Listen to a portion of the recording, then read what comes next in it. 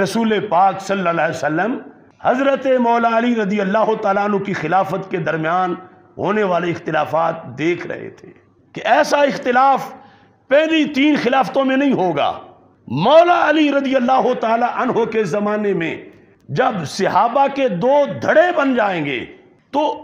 یہاں ضرورت ہے کہ محبت کا درس دیا جائے۔ اس لیے رسول پاک صلی اللہ علیہ وسلم نے فرمایا من کنت مولاہ فہذا علی مولاہ، من کنت مولاہ فعلی مولاہ، سارے نعرہ لگاؤ، من کنت مولاہ فعلی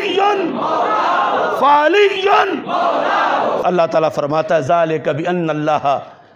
مولا الذین آمنوا وان الکافرین لا مولا لہم، کہ ایمان والوں کا تو مولا ہے، کافروں کا کوئی مولا، تو کافروں کا خالق ہے وہی اللہ،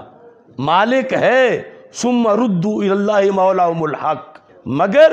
کافروں کا کوئی پیار سے مدد کرنے والا نہیں، انہیں کھلاتا ضرور ہے مگر پیار نہیں ان سے کرتا۔ تو ذالک بأن اللہ مولا الذین آمنوا وان الکافرین لا مولا لہم، کہ یہ اس لیے کہ اللہ تعالیٰ فرماتا ہے کہ اللہ ایمان والوں کا مولا ہے اور کافروں کا کوئی مولا نہیں ہے۔ اگر مولا کا معنی وہ جو ضد کر بیٹھے ہیں کہ متصرف فی الامور ماننا ہے، تو سرکار خود ظاہری حیات میں زندہ ہوں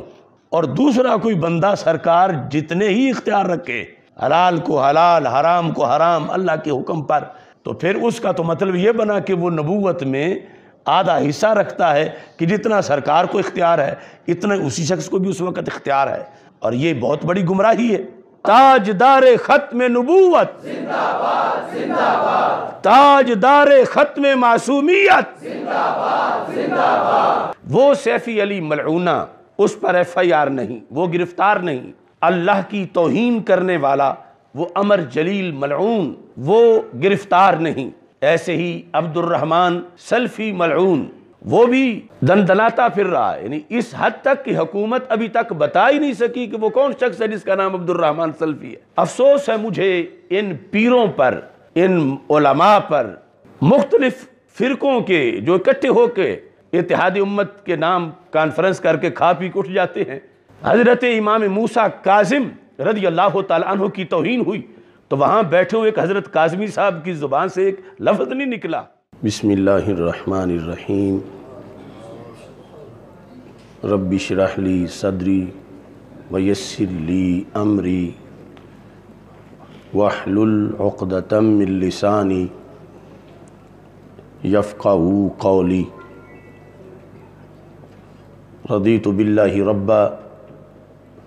وبالاسلام دینا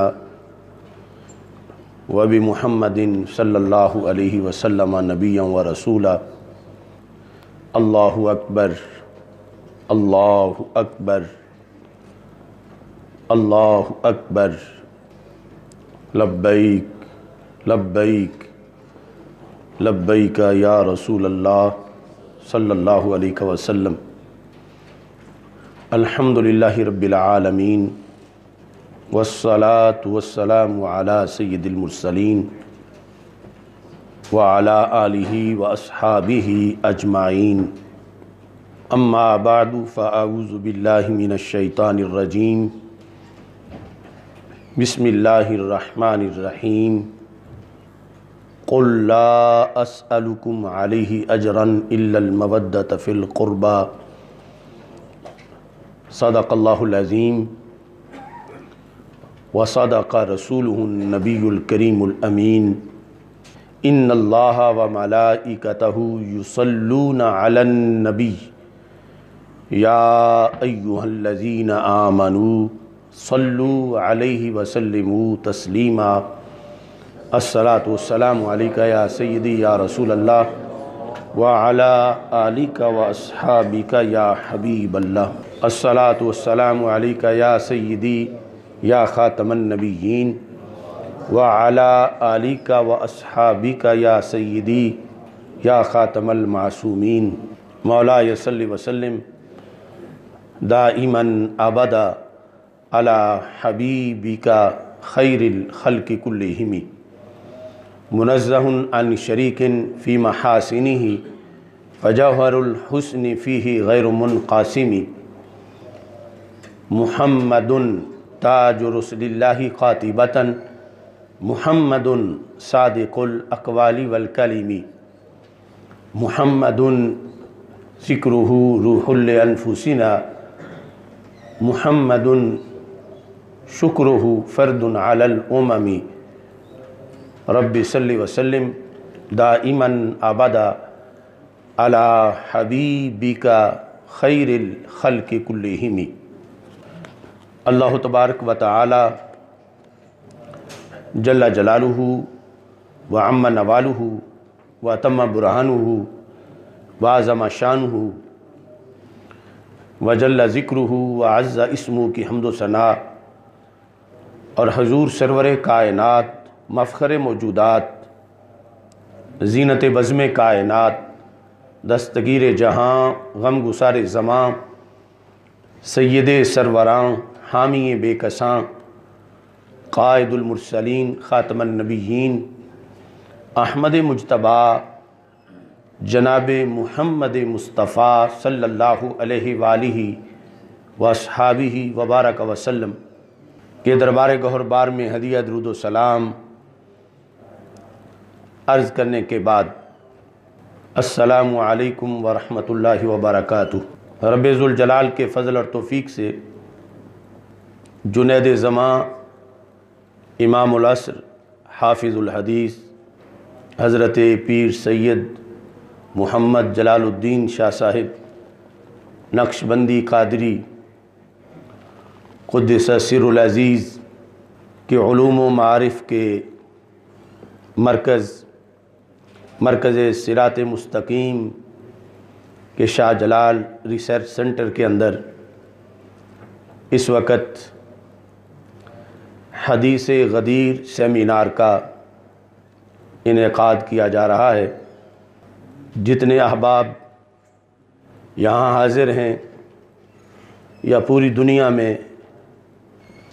बज़रिया नेट जो सुन रहे हैं या सुनेंगे, अल्लाह सबको अजर अज़ीम अता फ़रमाए और खालिक़ कायनात जल्ला जलालुहु हमारे इस तारीख़ी प्रोग्राम को तारीख़ साज़ बनाए और महब्बत अहले बैत रदी अल्लाह ताला अन्हुम और महब्बत सहाबा किराम रदी अल्लाह ताला अन्हुम को फैलाने के लिहाज से अल्लाह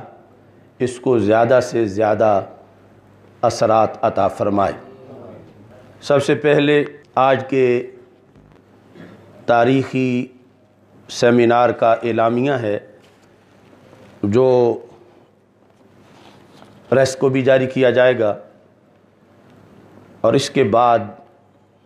इसका मकाला है ख़ातमुन नबिय्यीन हज़रत मुहम्मद मुस्तफ़ा सल्लल्लाहु अलैहि वसल्लम की तरफ मंसूब कोई तस्वीर कोई खाका कुरान व सुन्नत की रोशनी में कतई तौर पर तौहीन रिसालत के ज़ुमरे में आता है। और इस वक़्त मुल्क पाकिस्तान के अंदर कई दिनों से सोशल मीडिया पर एक फ़िरके की तरफ से ईद गदीर के हवाला से सरवर कौनैन हज़रत मुहम्मद मुस्तफ़ा सल्लल्लाहु अलैहि वसल्लम की तरफ निस्बत करके एक खाका एक तस्वीर फैलाई जा रही है। इससे पहले जुमा के दिन भी हम मुतालबा कर चुके हैं और आज फिर हुकूमत वक्त से मुतालबा करते हैं कि ये सरी तौहीन है और 295C के तहत इन लोगों को गिरफ़्तार करके इन्हें कैफ़रे किरदार तक पहुँचाया जाए। अगर आज इस फितने का दरवाज़ा बंद ना किया गया तो इसको दलील बनाकर जो आगे मज़ीद फितने जन्म लेंगे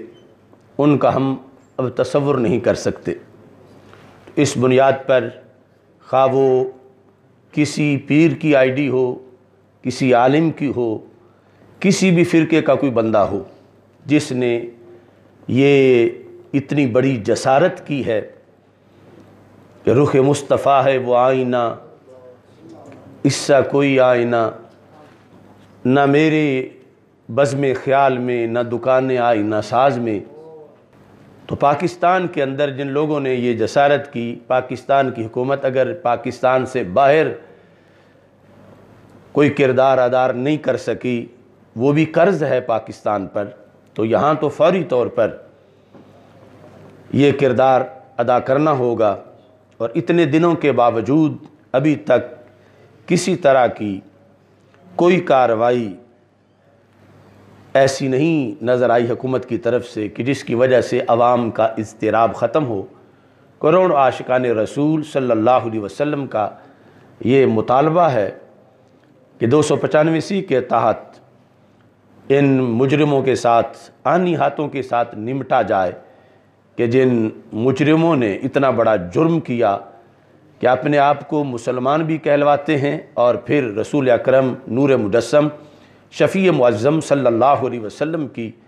اس قدر معاذ اللہ توہین بھی کرتے ہیں۔ دوسرے نمبر پر حکومت کی طرف سے اتحاد امت کانفرنسیں منعقد ہو رہی ہیں، امن سیمینار ہو رہے ہیں، اور ایک ضابطہ اخلاق کا حوالہ دیا جا رہا ہے۔ میں یہ سمجھتا ہوں کہ جب تک صحابہ و اہل بیت رضی اللہ تعالی عنہم کے مبینہ گستاخ، جن کی گستاخی کسی سے ڈھکی چھپی نہیں، حکومت ان کو گرفتار نہیں کرتی یا گرفتار کر کے سزا نہیں دیتی، تو یہ ضابطہ اخلاق کسی کام کا نہیں ہے۔ ہمارا مطالبہ ہے کہ وہ ملعون جس کو آصف رضا علوی کہتے ہیں، جو اس وقت ملکہ برطانیہ کی گود میں بیٹھ کر صحابہ پر تبرے بول رہا ہے، تو پاکستان کی حکومت کیا اندھی اور بہری ہے؟ اسے وہاں سے واپس پاکستان میں لا کر اگر کیفر کردار تک پہنچایا جاتا ہے تو ہم سمجھیں گے کہ یہ امن کانفرنسیں اور اتحادی امت کانفرنسیں اور یہ ضابطہ اخلاق ان کی کوئی حیثیت ہے۔ اور اگر وہ وہیں بھونکتا رہتا ہے اور یہ چند وظیفہ خور مولوی بیٹھ کر اپنے اپنے مسلک کو بیچنے کے لیے وہاں ایک ستائش باہمی کا جو پروگرام کرتے ہیں، اس کی کوئی حیثیت نہیں ہے۔ ایسے ہی وہ ملعون زمانہ حامد رضا سلطانی، جس کی مبینہ توہین حضرت صدیق اکبر رضی اللہ تعالیٰ عنہ کے بارے میں اس پہ کیس چلا، لیکن اس کی ضمانت کے بعد اسے ایران بھیج دیا گیا، تو کیا ہماری حکومت لولی لنگڑی ہے؟ لولی لنگڑی حکومت ہے کہ یہ پاکستان جن کے نظریے پر بنا ہے، خلفائے راشدین، ان کے گستاخوں کو یہ پکڑ کے واپس نہیں لا سکتی؟ تو یہ ضابطہ اخلاق قوم کی آنکھوں میں ایک دھول جھونکنے کے مترادف ہے۔ ہم تب ضابطہ اخلاق مانیں گے کہ یہ ضابطہ اخلاق ہے جب حامد رضا سلطانی ملعون کو ایران سے واپس لا کر پھر اس کو کورٹ میں پیش کیا جائے اور اس کو کیفر کردار تک پہنچایا جائے۔ یہ اتنے بڑے بڑے مجرم حکومت کی بغلوں میں چھپے ہوئے اور پھر حکومت کی بغلوں میں چھپے ہوئے لوگوں کے ذریعے یہ فرار ہوتے ہیں، اور یہ یہاں ایک مذاق بنایا ہوا انہوں نے اتحادی امت کانفرنسوں کے نام پر اور ضابطہ اخلاق کے نام پر۔ کیا اگر الطاف حسین کو یہ حکومت نکیل ڈال سکتی ہے تو اس آصف رضا علوی کو نہیں ڈال سکتی، جو روزانہ بھونکتا ہے خلفائے راشدین کو؟ لہذا غیرت کرنی چاہیے ارباب اقتدار کو، اسے محرم سے پہلے گرفتار کر کے پاکستان میں واپس لایا جائے، اور جو اس کا جرم ہے آئین پاکستان کے مطابق اسے سزا دی جائے۔ ہم آئین کا احترام کرنے والے ہیں اور اسی کے مطابق ہم یہ مطالبہ کر رہے ہیں۔ تو یہ تو جنگل کا قانون ہوگا کہ جو چاہے گالیاں دے مقدس ہستیوں کو اور پھر یہاں سے نکل جائے اور کہیں اور جا کے ڈیرا لگا بیٹھے، تو حکومت پھر کس چیز کا نام ہے؟ اور اس کے ساتھ ساتھ یہ ہے کہ ہم یہ سمجھتے ہیں کہ پاکستان کے اندر جو دن بدن مسائل بڑھ رہے ہیں، اس کا ایک بڑا سبب یہ ہے کہ سیفی علی خان